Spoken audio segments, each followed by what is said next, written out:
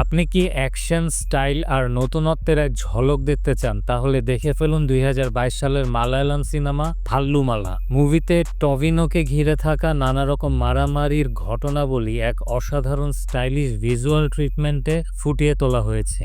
এই মুভিটি শুধু একটি ফাইটিং ফিল্ম নয়, বরং তার চেয়েও অনেক বেশি কিছু। এই সিনেমার প্রধান আকর্ষণ হলো এর ভিজুয়াল স্টাইল এবং দ্রুতগতির এডিটিং।